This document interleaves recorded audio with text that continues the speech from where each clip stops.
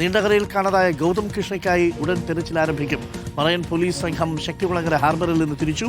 ഗൗതം കൃഷ്ണയുടെ അമ്മയുടെ പരസ്യ പ്രതിഷേധത്തിന് പിന്നാലെയാണ് തെരച്ചിൽ പുനരാരംഭിക്കുന്നത്. ഇന്നലെ അമ്മയുടെ ആ കരച്ചിൽ വളരെ വേദനയോടുകൂടി മാത്രമേ നമുക്ക് കണ്ടു നിൽക്കാൻ പറ്റുമായിരുന്നുള്ളൂ. മത്സ്യബന്ധനത്തിന് പോയ അഞ്ചുതെങ്ങ് സ്വദേശി ഷിജിനെ കാണാതായിട്ട് 7 ദിവസമായി. ഷിജിന്റെ വീട്ടുകാരുടെ അവസ്ഥ എന്താണെന്ന് ആർക്കെങ്കിലും അറിയാമോ? ഷിജിനായി തെരച്ചിൽ കാര്യക്ഷമമല്ലെന്നാണ് കുടുംബത്തിന്റെ പരാതി. മുതലപ്പുഴയിൽ നിന്ന് കാണാതായ ജോണിനെയും ഇനിയും കണ്ടെത്താനായിട്ടില്ല. ഗോപാൽ ശിലാസനൽ, AV ജയശങ്കർ എന്നിവർ നമുക്കൊപ്പം തത്സമയം ചേരുന്നുണ്ട്. ജയശങ്കർ ഇപ്പോൾ ഗൗതത്തിന്റെ വീട്ടിലും നീണ്ടകര തീരത്താണുള്ളത്. ഗോപാലുള്ളത് ഷിജിന്റെ വീട്ടിലുമാണ്. ആദ്യം ഞാൻ ജയശങ്കറിലേക്ക് പോകാം. ജയശങ്കർ, ഇന്നലെ ആ അമ്മയുടെ കരച്ചിൽ നമ്മൾ കേട്ടു. അതൊരു വല്ലാത്ത കരച്ചിലായിരുന്നു. ഹൃദയം നുറുങ്ങുന്ന വേദനയുണ്ടായിരുന്നു, അതിൻ്റെ കരുത്തുണ്ടായിരുന്നു ആ വിലാപത്തിന്. പക്ഷെ അപ്പോഴാണ് എല്ലാവരും ഒന്നുകൂടി ഒന്ന് ശ്രദ്ധിച്ചത്. ഇത് എന്തൊരു ദുരവസ്ഥയാണ്. ഈ ഓണക്കാലത്ത് 3 പേർ ഇപ്പോഴും കടലിലാണ്. അവർക്ക് എന്ത് സംഭവിച്ചു എന്നതറിയാതെ ആധിയോടെ തീ പിടിച്ചിരിക്കുകയാണ് ഈ കുടുംബങ്ങൾ. അപ്പോഴാണ് സർക്കാരിൻ്റെ ഭാഗത്തുനിന്നുണ്ടാവുന്ന അനാസ്ഥ. എന്താണ് കുടുംബം പറയുന്നത്? അനാസ്ഥ എത്രത്തോളമായിരുന്നു? ഇപ്പോൾ ഇന്നലത്തെ പ്രതികരണത്തിന് ശേഷം തെരച്ചിൽ ഊർജിതമാക്കിയിട്ടുണ്ടോ, കാര്യക്ഷമമാക്കിയിട്ടുണ്ടോ? Jayashankar, good morning.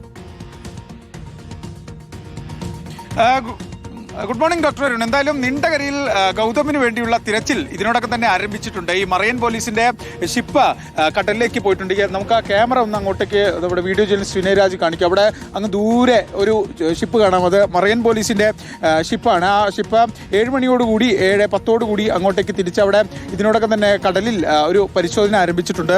മുങ്ങൽ വിദഗ്ധർ ഉൾപ്പെടെയുള്ള ആളുകൾ ആ ഷിപ്പിലുണ്ട്. പ്രത്യേകം സജ്ജീകരിച്ച ഷിപ്പാണ് അങ്ങോട്ടേക്ക് പോയത്. അതിൽ കൂടുതൽ ഊർജിതമായ പരിശോധന ആ മേഖലയിൽ ഇപ്പോൾ നിലവിൽ നടത്തിക്കൊണ്ടിരിക്കുന്നത്. അധികം വൈകാതെ ഈ ഒന്നുകൂടി മാനം തെളിഞ്ഞു കഴിഞ്ഞാൽ ഡ്രോൺ ഉൾപ്പെടെ ഇറക്കിയുള്ള പരിശോധന ഉണ്ടാകും. ഈ ഡ്രോൺ ഉൾപ്പെടെ ജില്ലാ ഭരണകൂടം ക്രമീകരിച്ചിട്ടുണ്ട് എന്നാണ് മനസ്സിലാക്കുന്നത്. ഡ്രോൺ അധികം വൈകാതെ ഇങ്ങോട്ടേക്ക് എത്തും. ഇന്നലെ ആ അമ്മ രേഷ്മയുടെ പ്രതികരണം നമ്മൾ കണ്ടതാണ്. അത് അതിവൈകാരികമായിരുന്നു. കാരണം 8 ദിവസമായി തൻ്റെ മകനെ കാണാനില്ല. ആ തലത്തിൽ അതിവൈകാരികമായാണ് അമ്മ ആ പോലീസ് സ്റ്റേഷന് മുന്നിൽ പ്രതിഷേധിച്ചത്. ആ അമ്മയുടെ ഒരു അവസ്ഥ നമ്മൾ മനസ്സിലാക്കണം. ഭർത്താവും അച്ഛനും മരണപ്പെട്ട് അവരുടെ സംസ്കാര ചടങ്ങുകൾ കഴിഞ്ഞു. മകൻ എവിടെയാണെന്ന് അറിയില്ല. ആ മകന് വേണ്ടിയുള്ള കാത്തിരിപ്പിലാണ്. ആ ഘട്ടത്തിലാണ് അമ്മ അതിവൈകാരികമായി പ്രതികരിച്ചത്.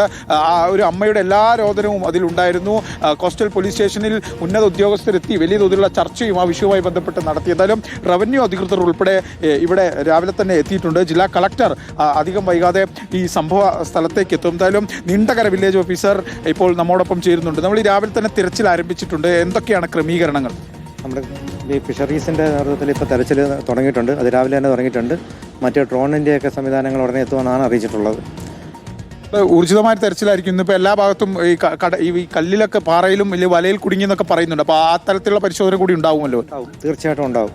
അധികാരികളുടെ ഭാഗത്തുനിന്ന് എല്ലാവിധ സഹകരണങ്ങളും ഇതിനകത്ത് ഉണ്ടാവും. നമ്മൾ കളക്ടർ അധികം വൈകാണ്ട് ഇങ്ങോട്ട് വരും, ഉടനെ എത്തുമെന്നാണ് അറിയിച്ചിട്ടുള്ളത്.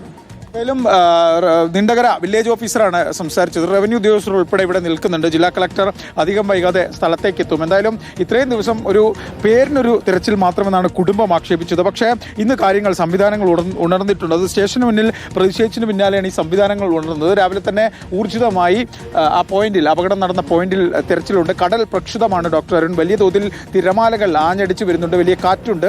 എന്തായാലും അതൊക്കെ പ്രതികൂലമാകുമോ ഇല്ലയോ എന്ന കാര്യത്തിൽ വ്യക്തതയില്ല. എന്തായാലും നേവി ഉൾപ്പെടെ ഇങ്ങോട്ടേക്ക് എത്തിക്കാനുള്ള ശ്രമം ജില്ലാ ഭരണകൂടത്തിന്റെ ഭാഗത്തുണ്ട്. ജില്ലാ കളക്ടറുമായി ഇന്നലെ സംസാരിച്ചപ്പോൾ നേവിക്ക് പലതവണ കത്തയച്ചു. പക്ഷേ നേവി വരുന്നില്ല എന്നൊരു പരിമിതി ആ കളക്ടർ പറയുന്ന സാഹചര്യം ഉണ്ടായി. അപ്പോൾ നേവി വരാനുള്ള എല്ലാ ശ്രമങ്ങളും ജില്ലാ ഭരണകൂടത്തിന്റെ ഭാഗത്ത് ഉണ്ടാകുന്നുണ്ട്. അതിൽ അധികം വൈകാതെ കളക്ടറെത്തും. കളക്ടറുടെ ഭാഗത്തുനിന്ന് ഒരു ഔദ്യോഗികമായി ജില്ലാ ഭരണകൂടത്തിന്റെ ഒരു വിശദീകരണം കൂടി ലഭിക്കുമെന്നാണ് മനസ്സിലാക്കുന്നത്. എന്തായാലും ആ അമ്മയുടെ ഇന്നലത്തെ പ്രതിഷേധം അത് ഏറെക്കുറെ ഫലം കണ്ടിട്ടുണ്ട്. രാവിലെ തന്നെ ഊർജിതമായൊരു തെരച്ചിൽ ആരംഭിച്ചിട്ടുണ്ട്. ഇനി അമ്മയ്ക്ക് ഒരു ആശ്വാസം കിട്ടുന്ന എന്തെങ്കിലും വിവരം ഉണ്ടാകുമെന്ന് പക്ഷേ അതുവരെയും നമ്മളുടെ അടക്കമുള്ള ശ്രദ്ധ ഇവിടെ ഉണ്ടാവണം. ക്യാമറ എപ്പോൾ അവിടെ നിന്ന് പോകുന്നോ അതോടുകൂടി തെരച്ചിൽ അവസാനിക്കും. അതാണ് ഇപ്പോൾ അടുത്തിടെയായിട്ടുള്ളൊരു സംഭവം. എപ്പോൾ വാർത്തയായിട്ട് വരുന്നോ അപ്പോൾ കപ്പലുമായിട്ട് വരും. അല്ലെങ്കിൽ ഈ പറയുന്ന ഒരു ഹെലികോപ്റ്റർ ഉപയോഗിച്ചുകൊണ്ട് ഈ തെരച്ചിൽ നടത്തിക്കൂടെ എന്നുള്ള ചോദ്യം വളരെ പ്രസക്തമല്ലേ? ഒരു ജീവനാണെങ്കിൽ ആ ഒരു ജീവന് വലിയ വിലയുണ്ടല്ലോ.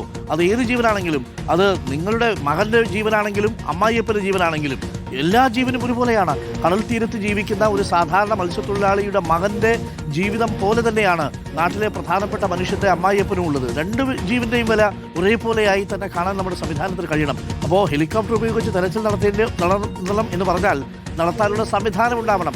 കടൽ തീരത്തുള്ള മനുഷ്യർക്ക് കൂടുതൽ പ്രാമുഖ്യം കൊടുക്കണം എന്നുള്ളതാണ്. പക്ഷേ 3 പേര് നമ്മുടെ തീരത്ത് നിന്നും ഇപ്പോൾ കടലിലാണ്. അതിലൊരു അപ്പനുണ്ട്, ഒരു മകനുണ്ട്, അത് ഒരു തൊഴിലാളി, ഈ മൂന്നാമത്തത് മറ്റൊരു സഹോദരനാണ്. എന്നാലോചിച്ച് നോക്കൂ, ഇതാണ് 3 തീരത്ത് നിന്ന് അഞ്ചുതെങ്ങിൽ നിന്നാണ് നമ്മുടെ ഷിജിൻ പോയത്. 7 ദിവസമായി ഷിജിനെ കാണാതായിട്ട്.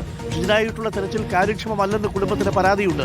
ഗൗതത്തിന്റെ അമ്മ ഇന്നലെ കോസ്റ്റൽ പോലീസ് സ്റ്റേഷനിൽ വന്ന് അങ്ങനെ ബഹളമുണ്ടാക്കിയതുകൊണ്ടും അങ്ങനെ പ്രതിഷേധിച്ചതുകൊണ്ടും മാത്രമാണ് ഇന്നിപ്പോൾ സംവിധാനങ്ങൾ ഉണർന്ന് അവിടേക്ക് കപ്പലയക്കുന്ന സംവിധാനം ഉണ്ടായത്. ജോണിന്റെ മകൾ പറഞ്ഞത് കേട്ടില്ലേ, ഹെലികോപ്റ്റർ അയക്കാൻ പല സ്ഥലങ്ങളിലേക്ക് നിങ്ങൾ ഹെലികോപ്റ്ററിൽ പോകുമല്ലോ, പക്ഷേ എൻ്റെ കുടുംബത്തിൽ, ഞങ്ങളുടെ കുടുംബത്തിലെ നാഥനാണ്, നമ്മുടെ പിതാവാണ്, കടലിൽ പോയിരിക്കുകയാണ്. എന്നിട്ട് ഇതേപോലെ ഹെലികോപ്റ്റർ അയക്കുന്നതിനെ കുറിച്ച് നിങ്ങൾക്ക് എന്തേ തീരുമാനമെടുക്കാൻ പറ്റാത്തത്?